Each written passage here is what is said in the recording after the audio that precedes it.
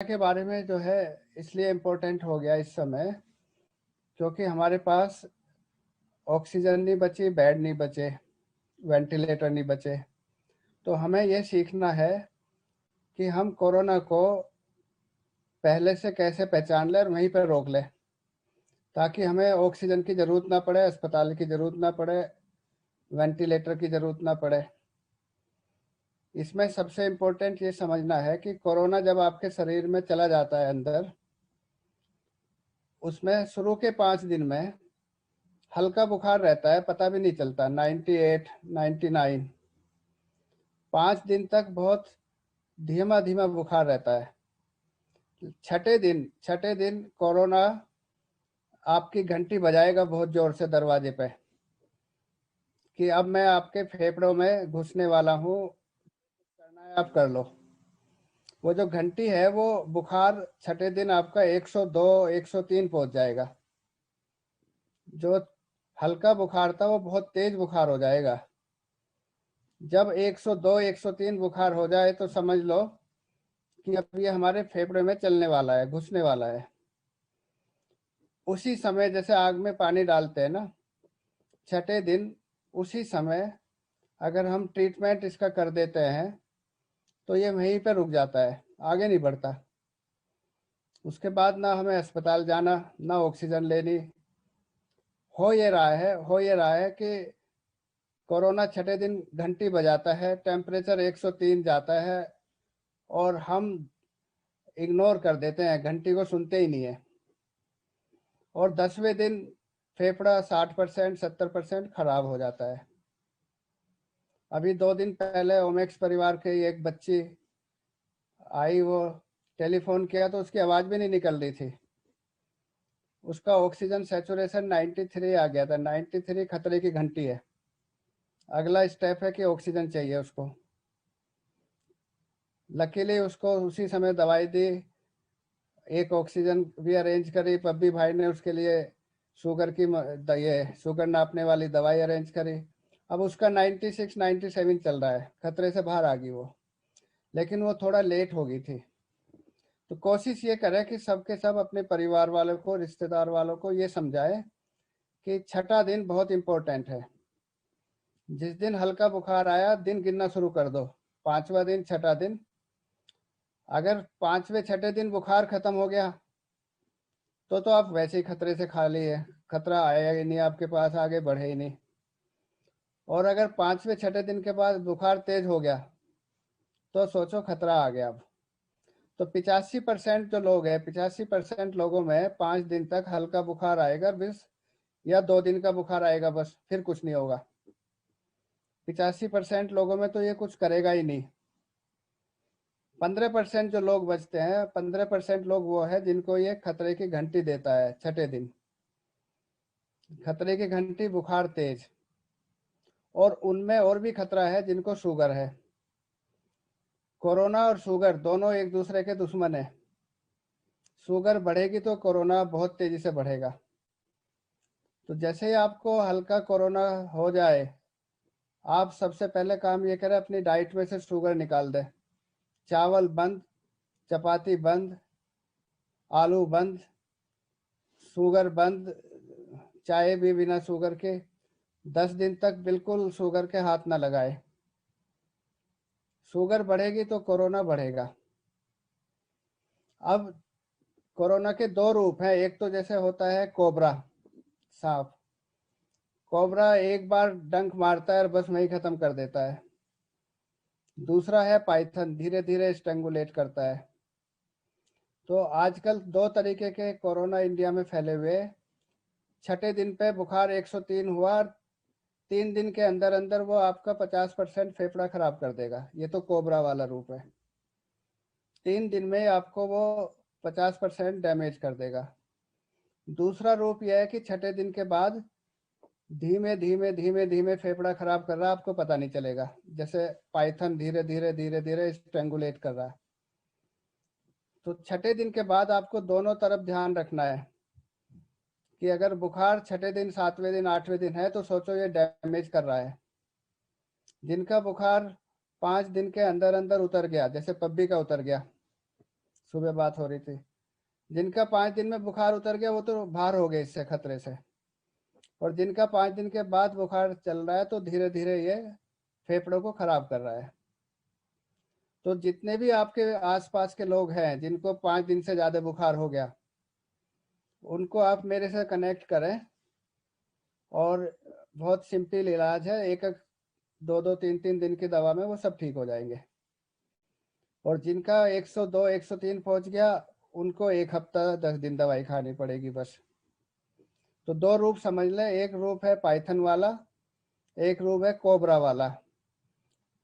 Cobra वाला जो रूप है वो खतरनाक है, उसमें 1 दिन की देरी ना करें, 1 दिन की भी देर हो जाएगी, उसको 5वें 6ठे दिन पे ही हमें रोक देना है। अब इसको रोकते कैसे है ये समझ लें आप। इसको रोकने का जो तरीका है बहुत आसान है। मार्च और अप्रैल 2020 में हम लोगों ने एक रिसर्च टीम बनाई थी, उसमें बॉम्बे से भी एक डॉक्टर थे। तब ये नहीं पता था कि इसमें कौन सी दवा काम करेगी, किसी को नहीं पता था। अचानक हमारे पास 4 मरीज जिनकी डेथ हो चुकी थी, जिन उनकी बॉडी से जब पोस्टमार्टम किया तो उनके फेफड़ों में जाके पता चला कि वहाँ पे खून के छोटे छोटे थक्के बन रहे थे फेफड़ों में। मरने के बाद पता चला पोस्टमार्टम में। तब ये समझ में आया कि अगर हम इस दवा स्टेरॉइड देंगे तो ये फेफड़ों को बर्बाद नहीं कर पाएगा, मार नहीं पाएगा कोरोना। तो जैसे ही स्टेरॉइड टेस्ट किया इंग्लैंड में, मार्च से लेकर जून तक 3 महीने में रिसर्च पूरी होगी, तो पता चला कि ये एक लाइफ सेविंग ड्रग है। ये स्टेरॉइड ऐसे है जैसे आग में पानी डाल देते हैं।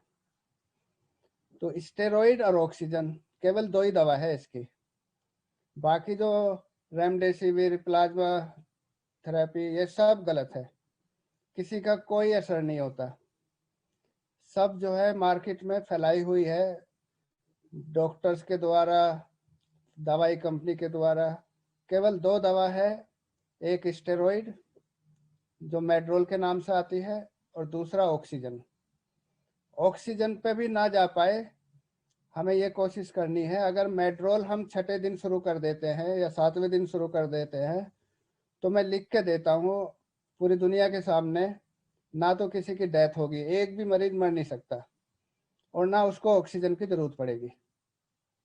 गलती हमसे ये हो रही है कि 6ठा दिन पहचान नहीं पा रहे, ना मरीजों को पता ना डॉक्टर्स को पता।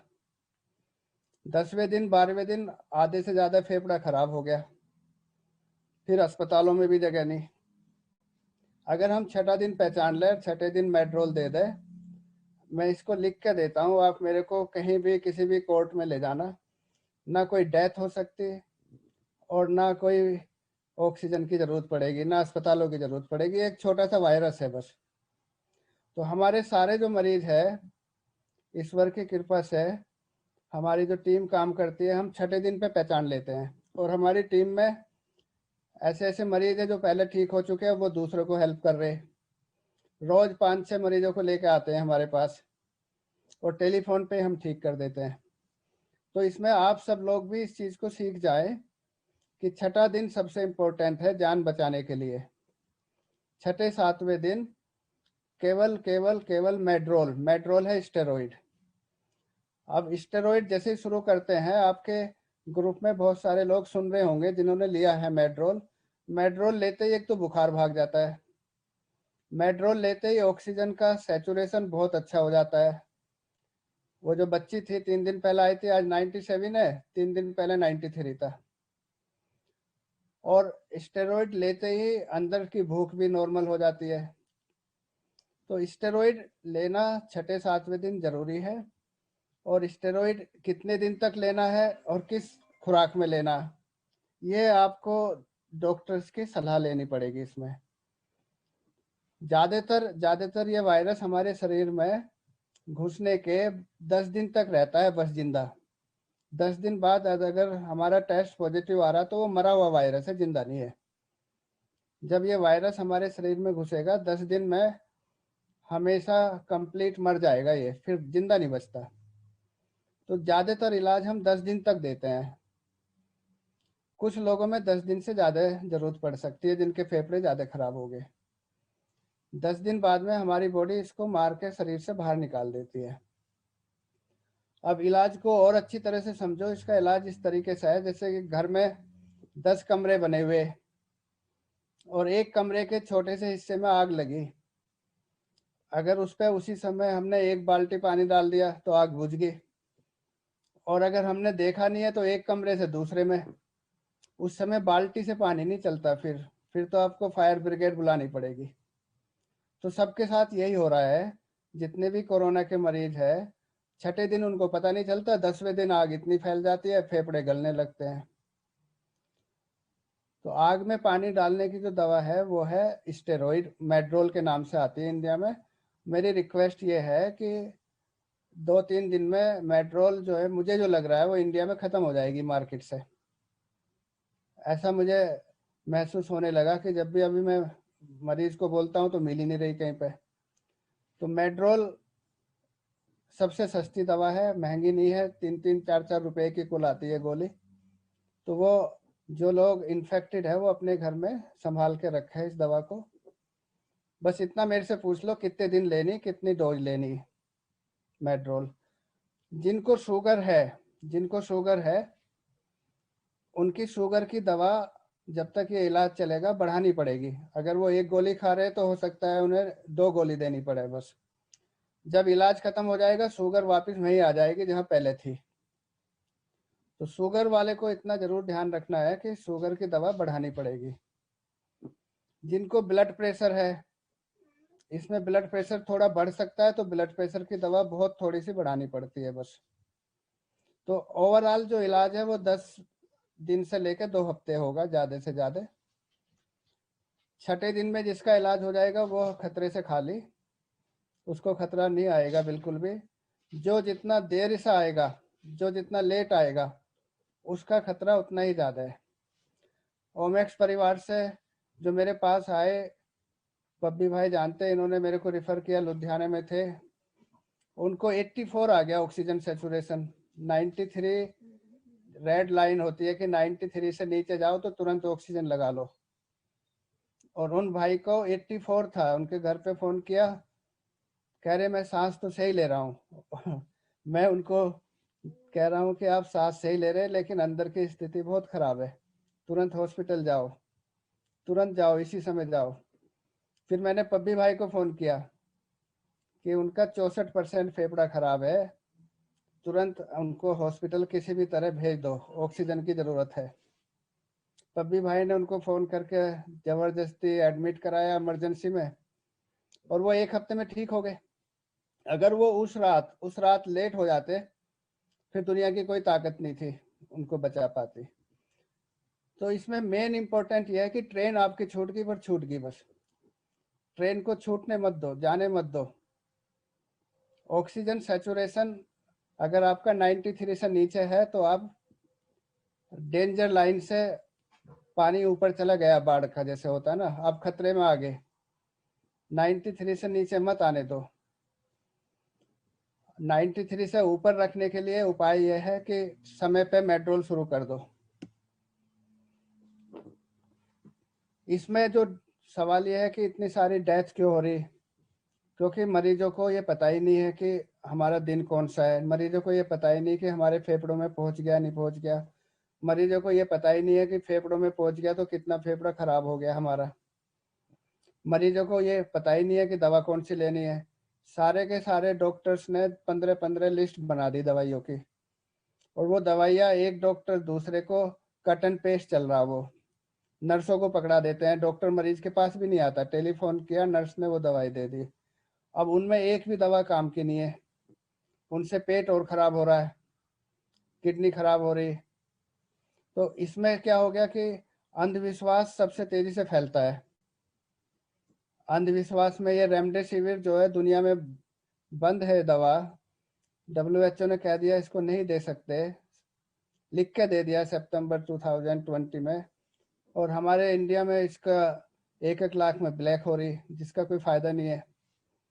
तो अंधविश्वास ज़्यादा तेजी से फैलता है, और अंधविश्वास ने हमारी जो है ना वन थर्ड बीमारी को बढ़ा दिया।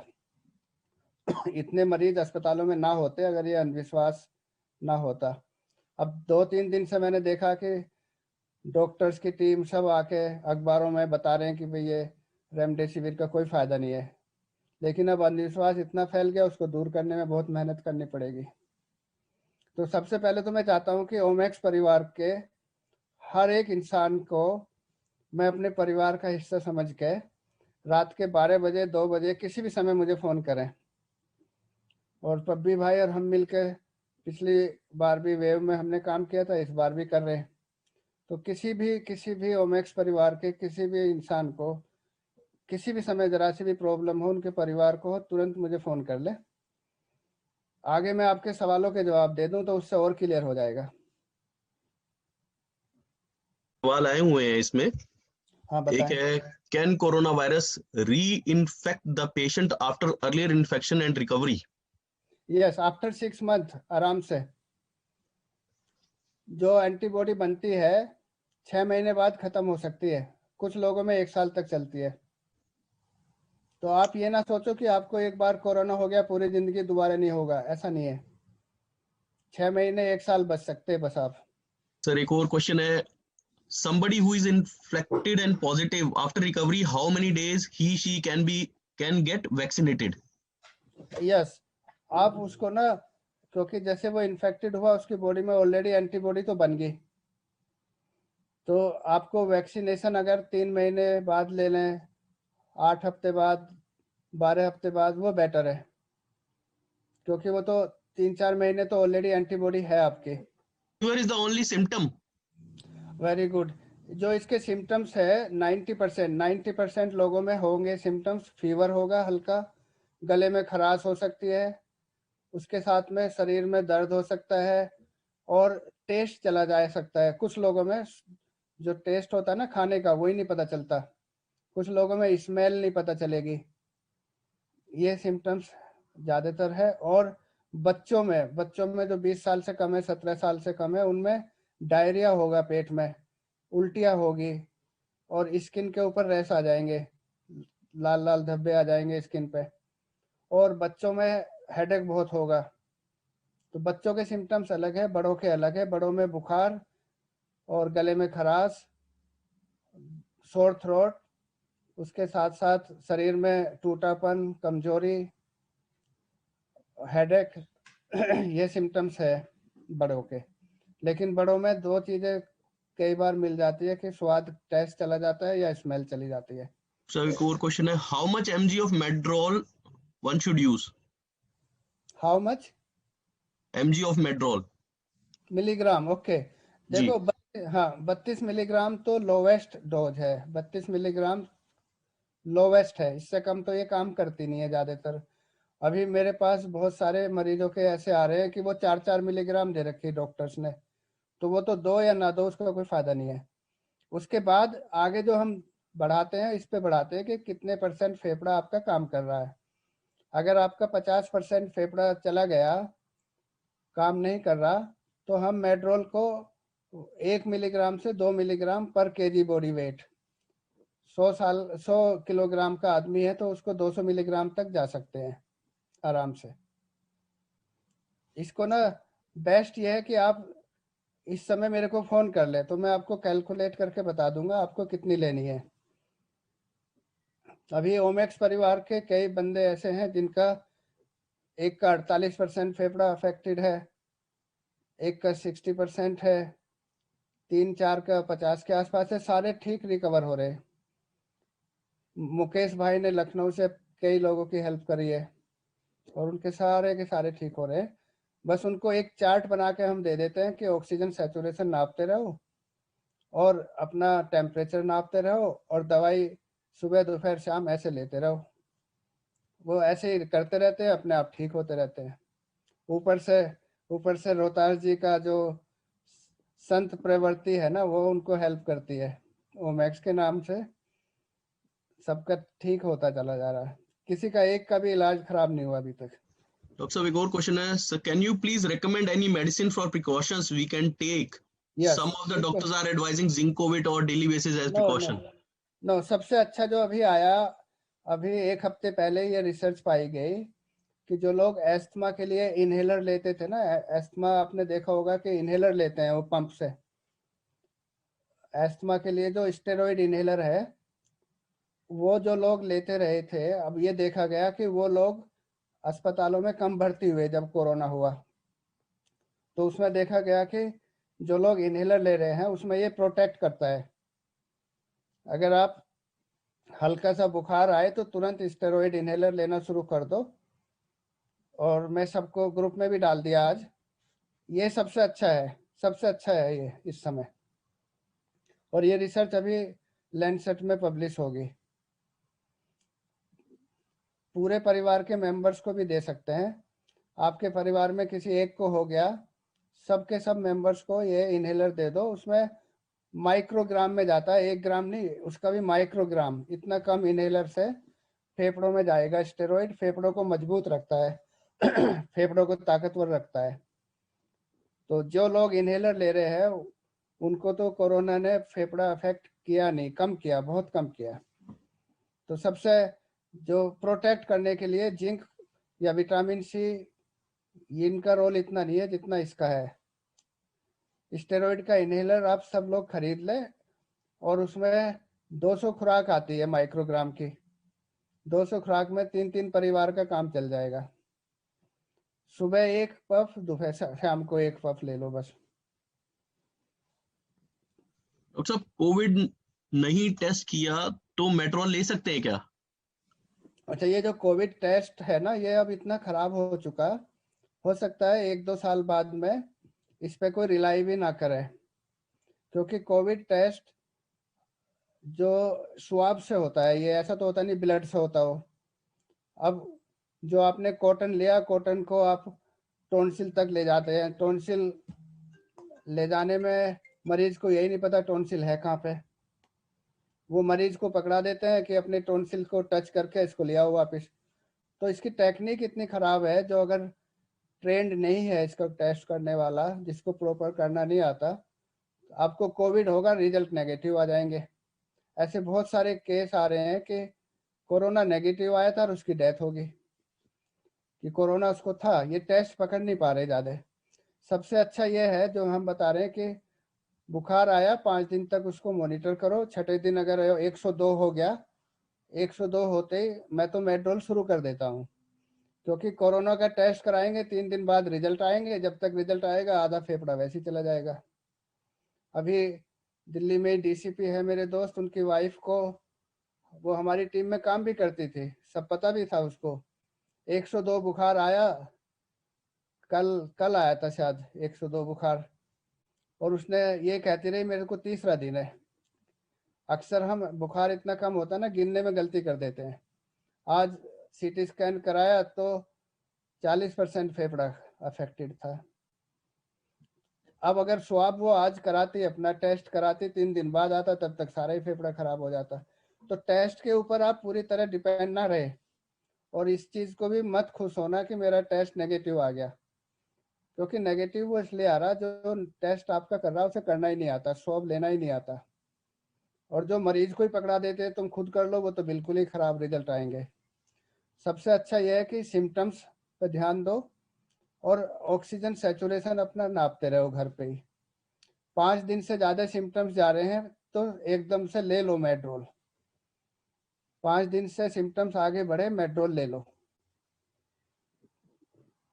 सबसे बढ़िया टेस्ट है इसका HRCT, सीटी स्कैन। तो हम और पब्बी भाई बहुत लोगों के करा चुके हैं, उसमें सारी पिक्चर सामने आ जाती है। लेकिन HRCT अगर शुरू के 5 दिन में कराया तो कुछ नहीं पकड़ में आएगा, क्योंकि तब तक वो फेफड़े में गया ही नहीं है, छठे दिन ये फेफड़े में जाता है। तो HRCT जब भी कराओ 6-7वें दिन कराओ। सर, एक क्वेश्चन है दीपक रावत की तरफ से। Sir, I was covid positive in December 2020, so can I still get reinfected? Now December to the April, इस पे डिपेंड करता है कि आपका दिसंबर में इन्फेक्शन कितना पावरफुल था। आप अपना एंटीबॉडी टेस्ट करा लो, अगर एंटीबॉडी आपकी पॉजिटिव है तो अगर आपको दोबारा होगा तो बहुत हल्का होगा या होगा ही नहीं। अगर आपकी एंटीबॉडी खत्म होगी इस समय तो दोबारा हो जाएगा आपको। एक सेकंड बस। हाँ डॉक्टर साहब, if somebody is infected from COPD, are हाँ, there higher chances for him of getting infected? No no, infection तो तभी होगा जब वायरस आपके अंदर जाएगा। वायरस अंदर तब जाएगा कोई आपके आसपास आएगा जो इन्फेक्शन फैला के चला जाएगा। अगर आज मेरे को इन्फेक्शन है, मैं पॉजिटिव हूँ, तो जब मैं सांस अंदर लेता हूँ बाहर निकालता हूँ तो 20-25 वायरस बाहर निकलते हैं एक बार में सांस से। और अगर मैं एसी कमरे में बैठा हुआ सांस ले रहा हूँ 2 घंटे से कम 10-20 हजार वायरस मैं फैला देता हूँ उस कमरे में। अब उस कमरे में कोई भी आएगा उसको हो जाएगा। तो या मैं एसी कार में जा रहा हूँ और ड्राइवर इन्फेक्टेड है मुझे पता नहीं है, अब ड्राइवर जितने सांस ले रहा है उतने वायरस निकल के कार के अंदर घूम रहे एसी में, तो पैसेंजर जितने बैठे कार में सबको हो जाएगा। तो इन्फेक्शन तो तभी होगा जब कोई वायरस आपके आसपास आएगा। जो जिनको क्रोनिक ऑब्स्ट्रक्टिव लंग डिजीज है, सीओपीडी जो कह रहे हैं, उनके फेफड़े कमजोर होते हैं। अगर ये उनके अंदर जाएगा तो उनको ज्यादा नुकसान पहुंचाएगा, इतना समझ लो बस, नुकसान ज्यादा पहुंचेगा उनको। Sir, I have lost my taste after first dose of COVID vaccination on 11th April 2021. How to recover it? कौन सी वाली वैक्सीन ली थी इनको पता है कि कोवैक्स या कोविशील्ड? वो मैं एक बार अलग से हाँ मैं आपको इनबॉक्स कर दूंगा कोवैक्स, डॉक्टर साहब। कोवैक्स वैक्सीन जो है ना, कोवैक्स वैक्सीन में इस तरह के सिम्टम्स आए हैं क्योंकि उसमें उन्होंने जो है ना पूरा वायरस डाला हुआ है। तो वो सिम जो अगर टेस्ट आपका चला गया है तो 3 से लेकर 12 हफ्ते के बीच में वापस आ जाएगा, उससे कोई घबराने की बात नहीं है, ये परमानेंट नहीं है, नॉर्मल आ जाएगा आपका। डॉक्टर साहब, what will be the medication from first day? First day paracetamol for 5 days, 5 दिन तक पैरासीटामोल, हर 6-6 घंटे में एक गोली। 5 दिन बाद अगर बुखार लगातार आगे बढ़ रहा है तो फिर हमें मेड्रोल देनी पड़ेगी, या 5 दिन बाद बुखार एकदम से 102 पहुंच जाए तब भी मेड्रोल देनी पड़ेगी। शुरू के 5 दिन में केवल पैरासीटामोल। जो वहाँ पे ये लंबी लंबी लिस्ट है ना जिसमें जिंक फोर्ड, विटामिन सी, इन्वरमेक्टिन, इतनी सारी दवा, उनसे पेट और खराब हो जाएगा, फायदा कुछ है नहीं उसका। शुरू के 5 दिन में कुछ नहीं करना, केवल पैरासीटामोल। तो ये क्या चाइल्ड के लिए दवाई सेम है या कुछ अलग से है? हाँ अमित बच्चों गोयल। के लिए, हाँ बच्चों के लिए ज्यादातर बच्चे 95% बच्चे 2 या 3 दिन में ही ठीक हो जाते हैं हल्का बुखार आके। लेकिन बहुत कम बच्चों में ये जाके इंटेस्टाइन या हार्ट या किडनी को खराब कर सकता है, उस समय अस्पताल में भर्ती होने की जरूरत पड़ेगी उनको। तो बच्चों का इलाज बिल्कुल ही अलग है क्योंकि बच्चों में ये किडनी को, हार्ट को, इंटेस्टाइन को अफेक्ट करता है, बड़ों में फेफड़ों को अफेक्ट करता है। फेफड़े का इलाज अलग है, बच्चों का इलाज अलग है। डॉक्टर साहब, एक सवाल है, what is the dose of medrol? What mg is it? 20 mg for 3 days, then 16 mg for 3 days, then 12 mg for 3 days? नहीं नहीं नहीं, इसकी जो डोज है मेड्रोल की, वो डिपेंड इस चीज पे करेगी कि आपका फेफड़ा कितना ज्यादा अफेक्टेड है। आपका फेफड़ा 20% अफेक्ट है, 40% है, 60% है। जितना ज़्यादा अफेक्टेड है उतनी ज़्यादा डोज देनी पड़ेगी। नंबर 2, आपका वेट कितना है, जितना ज़्यादा वेट होगा उतनी डोज हमें बढ़ानी पड़ेगी। ऐसा कोई नहीं है कि स्टैंडर्ड डोज हो सबके लिए एक सी हो, जितना ज़्यादा आपका फेफड़ा अफेक्टेड है उतनी डोज बढ़ानी पड़ती है। डॉक्टर साहब, एक स्टीम कितनी इफेक्टिव है इसमें? स्टीम की जगह जो मैंने इनहेलर बताया ना स्टेरॉइड का, वो ज़्यादा इफेक्टिव है।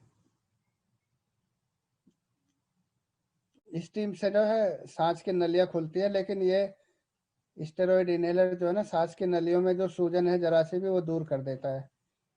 तो इनहेलर ले लें स्टीम की जगह। 3 मेजर वैक्सीनेशन अवेलेबल है डॉक्टर साहब, which is the more effective and reliable to get vaccinated? Vaccine सारे के सारे जो है ना, चाहे कोई सी भी वैक्सीन हो, जो भी वैक्सीन 70% से ज़्यादा इफेक्टिव है उसको पूरी दुनिया में इफेक्टिव माना जाता है। कोई भी ऐसी वैक्सीन नहीं है जो 100% हो।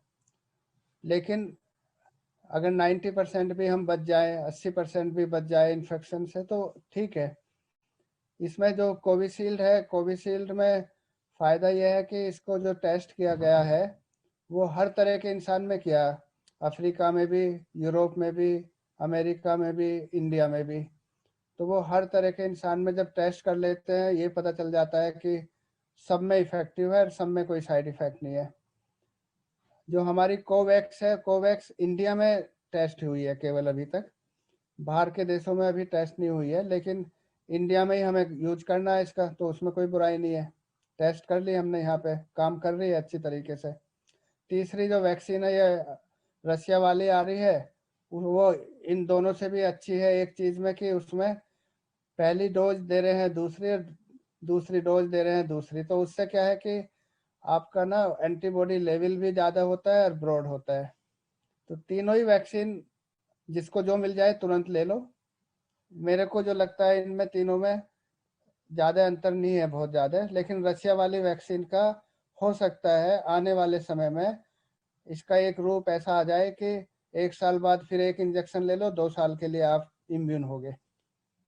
तो इसका ये रूप निकल के आ रहा है। बस वैक्सीन जिसको जो मिल जाए तुरंत ले लेना, वैक्सीन में देर मत करना, ये सबसे बड़ी इम्पोर्टेंट चीज़ है। अगर वैक्सीन के बाद आपको होगा, बहुत हल्का होगा, बहुत ही हल्का होगा। वैक्सीन तो आप जैसे ही मिले तुरंत ले लो, देर मत करो। डॉक्टर साहब क्या खाने में, लिक्विड में क्या लेना है, कुछ ऐसा कुछ स्पेसिफिक है इसमें? हाँ, जब आपको कोरोना हो जाए सबसे पहले तो आप अपनी चपाती बंद कर दो, पोटैटो बंद कर दो, चावल बंद कर दो, चाय में चीनी बंद कर दो और सूप लो, ज़्यादातर सूप लो, नारियल का पानी लो, जूस लो और नट्स खाओ। जैसे नट्स में मूंगफली है, बादाम है, इस तरह की चीज़ें, पालक का साग।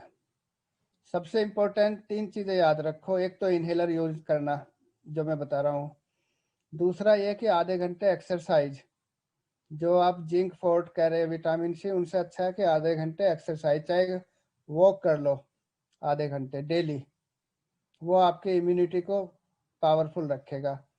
और जो इनहेलर लेंगे वो आपके फेफड़ों को पावरफुल रखेगा, घुसता है ये फेफड़ों के थ्रू, तो फेफड़े भी पावरफुल है और आपका शरीर भी पावरफुल है।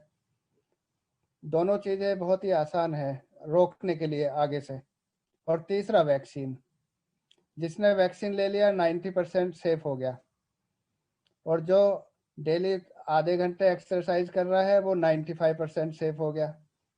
जो इनहेलर भी ले लेता है, और दिल्ली में तो खासकर जितना पोल्यूशन है, तो उसके फेफड़े भी पावरफुल रहेंगे। ये तीनों चीज़ें कर ले तो ये रोकथाम का है इसका। और डबल मास्क लगा के निकलें घर से, डबल मास्क। एक अकेला मास्क लगाओगे तो 60% प्रोटेक्शन है, 2 लगाओगे तो 94% प्रोटेक्शन है। दूसरा, जब भी एसी कार में बैठो तो उसकी विंडो खोल दो, क्या पता कि कोई उसमें पहले बैठा होगा और उसके वायरस घूम रहे अगर वो इन्फेक्टेड था।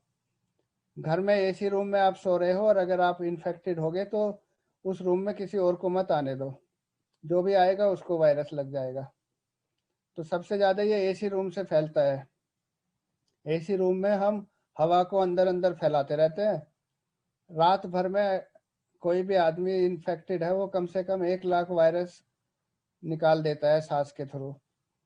कोई इन्फेक्टेड आदमी है, लिफ्ट में जा रहा है, वो 1000-2000 वायरस छोड़ जाएगा लिफ्ट में, आप घुसेंगे आपको एकदम लग जाएगा।